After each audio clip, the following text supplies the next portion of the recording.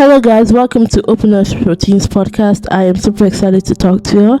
Today's topic is Save Money Part 2. The memory verse is Proverbs 22, verse 7, saying, "The rich ruler over the poor, and the borrower is the servant to the lender." The Bible reading, Malachi 3, verse 10. "Bring ye all the tithes into the storehouse, that they may be me in my house, and prove me now herewith, saith the Lord of hosts, if I will not open the windows of heaven and pour you out a blessing, that there shall not be enough room to receive it." God bless the reading of His word.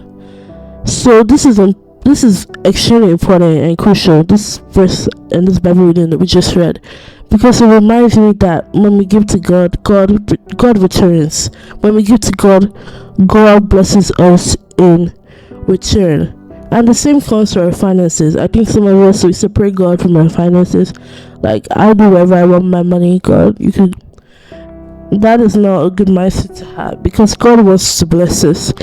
And for us to bless us, we have to keep our money under submission. We have to keep our finances under His submission, which I think is so important. And as a teenager, you may be thinking, what does finances have to do with me?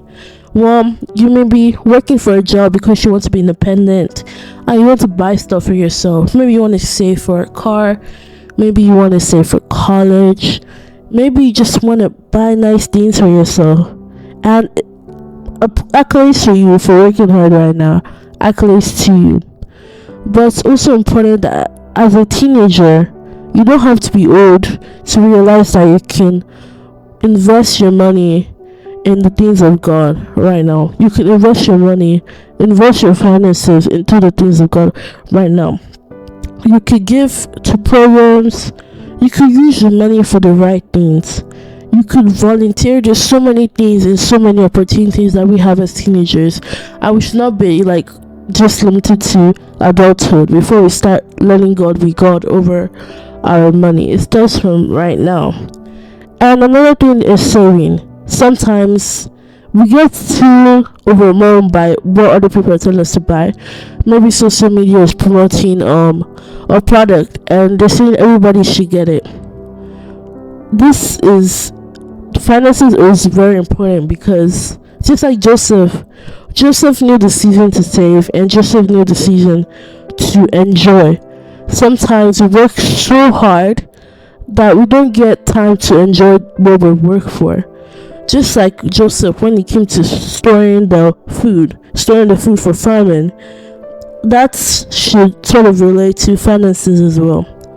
He knew the season to store the money. In this case, it was food, but he knew the season to store the money. And when it was time, he knew the season to use the money for sustenance as well. And he uses to bless other people as well. That food that he saved during the years of famine, that wisdom that he had, blessed a lot of people. It saved a lot of people. So imagine you do the same with money, investing in the things of God. That can really bless you, and you can be able to sow into your future right now. So to the message. Today's Bible passage attests to the fact that God Himself has a storehouse in heaven that accommodates the saving of His children. Therefore, when you pay your tithes, offerings, and first fruit, you are increasing your saving accounts in heaven, which will be poured out to you whenever you need it, or place a demand on God for a withdrawal. That's so nice. This is the reason I tell my children, if there are no savings, there can't be any withdrawals. God has rules too, guys. Another way to save is by avoiding impulse buying. Some of us are guilty of this. I see it, I buy it. I see it, I buy it. That's a very indisciplined attitude to have. Some people say that shopping is their hobby, therefore they spend their money as it comes. This is really bad, because you never know what's going on. Prices are rising up in the world. We know inflation is rising. I'm sure that one person that decided to save their money before the inflation started rising, I'm sure I heard of people who just used their money because everything looked to be fine, and then before you know, inflation prices started, COVID. You don't want the world catching you by surprise, so you want to be prepared. As a child of God, you want to be disciplined to spend your money properly. And when you need to spend your money, spend your money. At the end of the day, they end up buying many things they don't really need. You don't want this. And if you really have more than enough, give to others as well. I would advise that if you wish to shop online or make purchases from vendors who advertise to you, you should wait for 7 days before buying the items if they are not needed urgently. Take your time to think about if the item is really worth it, why you want it, and if it's worth the price tag. If the items do not meet all these criteria, please send the money that you're intending to buy to your savings account. Key point: don't make impulse purchases. Consider the things you buy and increase your savings.